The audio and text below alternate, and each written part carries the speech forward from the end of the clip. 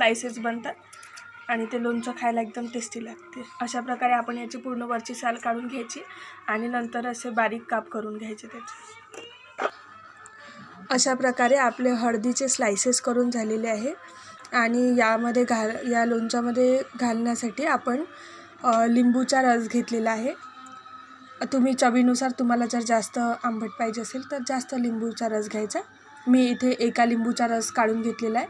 त्यानंतर तिखट घेतलं आहे आणि मीठ चवीप्रमाणे आणि ही मोहरी भाजून त्याला बारीक करून घेतलेलं आहे। तुम्ही डाळ घालू शकता मोहरीची किंवा असं मोहरीचं बारीक करून पण घेऊ शकता। आणि ह्या 2 लसूण पाकळ्या घेतलेल्या आहेत। चवीनुसार तुम्हाला आवडत असेल तर घालायचं, नाही तर नाही टाकलं तरी चालतं। ह्याच्यामध्ये घालूया आपण आणि आता याच्यामध्ये ॲड करूया लिंबूचा रस, त्यानंतर हे तिखट चवीप्रमाणे, मीठ आणि यातली आपण थोडी ही मोहरी बारीक केली आहे ती ॲड करूया। हे आपण सर्व मिक्स करून एकदा त्याला कालून घेतलेलं आहे। आता याच्यामध्ये आपण तेल घालणार आहे आणि हे तेल घालण्यासाठी तेल आधी गरम करून घेतलं आणि ते थोडा वेळ थंड होऊ दिलं। आता ते थंड झालेलं तेल आपण यामध्ये मिसळून घेऊया।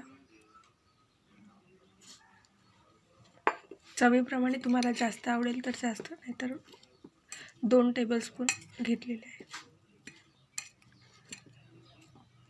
अशा प्रकारे हे आपण ॲड करून घेऊया आणि भरणीमध्ये भरून ठेवूया। आपल्याला 2-3 दिवस पुरेल असं झालेलं आहे आणि टेस्टी झालेलं आहे लोणचं।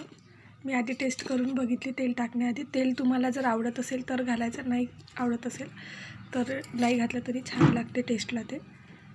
अशा प्रकारे आज आपण हळदीचं लोणचं बनवलेलं आहे।